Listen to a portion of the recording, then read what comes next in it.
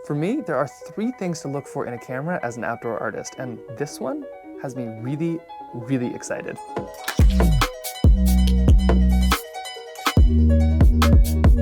This is the GoPro Hero 13 with the macro lens mod, and I think it comes out today, but I've been lucky enough to be able to use this for about a month. But before I share whether or not I think this is the camera that I've been looking for as an artist, I've got to kind of explain where I'm coming from. My name is Max Romey. I'm a dyslexic filmmaker from Alaska, and I've been painting for a really, really, really long time.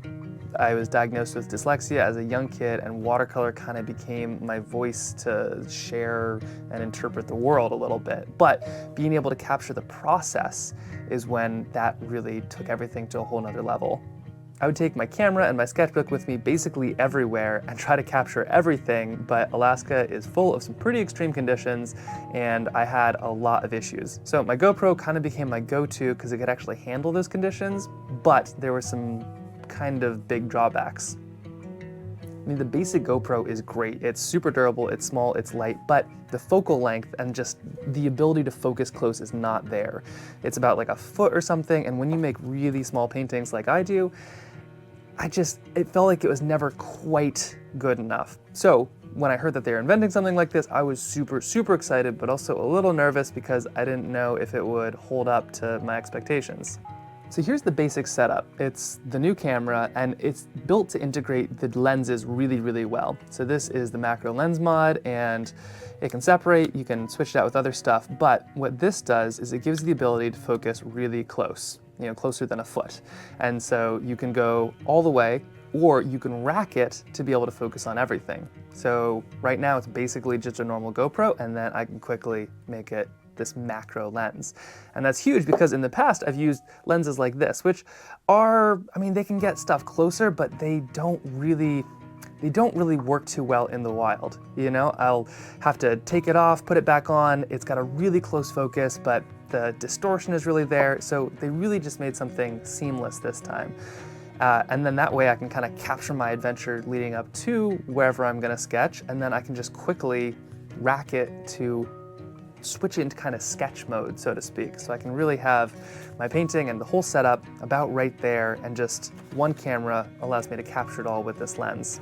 So I had about a month to put this thing to the test and see if the clarity was there, to see if it really could kind of do all of those things at once seamlessly, and if it would stand up to things like, a phone or one of the bigger cameras. Like if it was that actual Goldilocks situation in the middle of all of this. And I found 3 drawbacks and 3 real highlights that kind of sum this all up.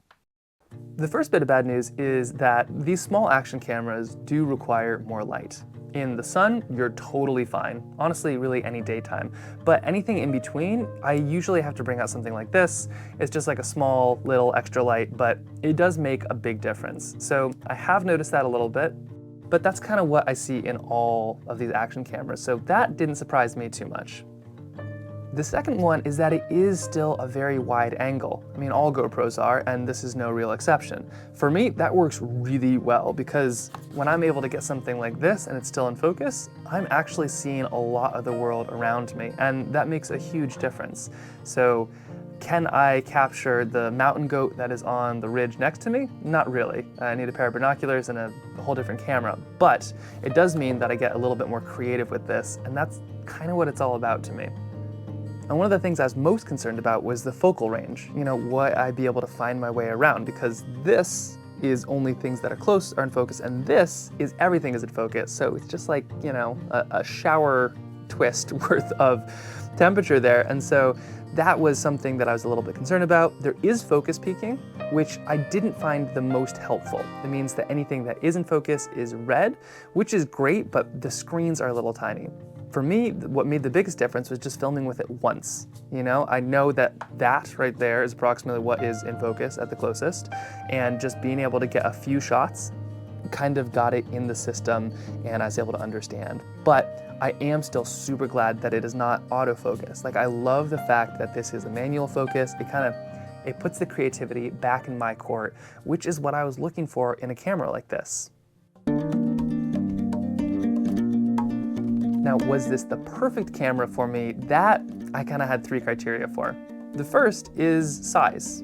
You know, like, did this actually live up to everything I wanted in that size? And there's a lot of things you can use to capture your art, from a phone to, you know, like the DSLRs nowadays are great, but I can't mount this on a sketchbook.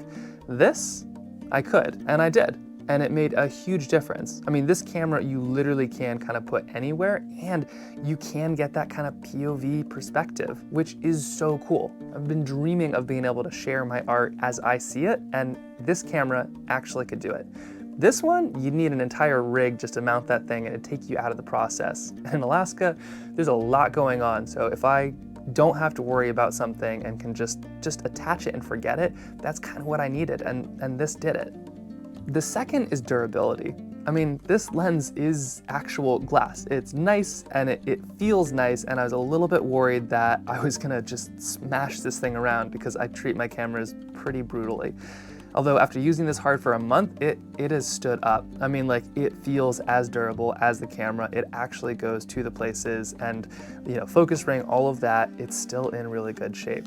I'll be putting this to the real test this winter, but like, I've been pretty impressed with it, and I feel confident that I actually put it in the situation, so I'm willing to get this thing wet and a little bit dirty and actually get the camera in these spots, which has been really fun.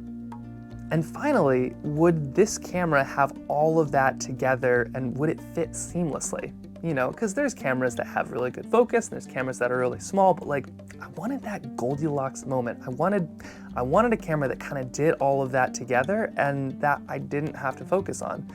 And after a month of filming and sketching, like, that is what I found. You know, this camera, it can capture the journey up the mountain, it can get the time lapse, I can mount this thing to my sketchbook and capture the process, I can get photos, I can get videos, and it just kind of became part of the situation, you know, not part of the problem. It wasn't something else I had to figure out, and I could just kind of be in the moment. So that's what I was really looking for, because no matter how big the specs are, or fancy the ISO, or like all of the details, like what matters at the end of the day is, you know, what is the camera in your pocket?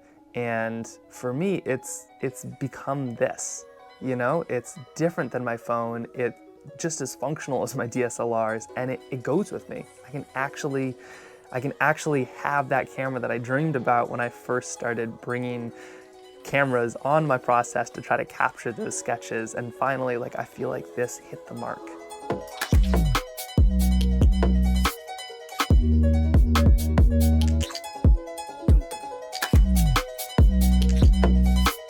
But with that being said, I've only put this camera through about a month, and in some pretty nice conditions. This winter, that's when things really get exciting for sketching in Alaska. I mean, to even watercolor, I have to use vodka and gin.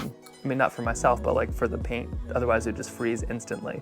And it feels like it's always this toss-up between which is gonna break first, me or the equipment. So I'm really gonna put this thing through the test. If you wanna follow along, you can subscribe and see what happens when you subject this camera and this lens to some pretty extreme conditions. But so far, it is holding up well. And the GoPro 13, the macro lens mod, they've kind of been a winning combination for me. But I can't wait to put this through the real test this winter in Alaska.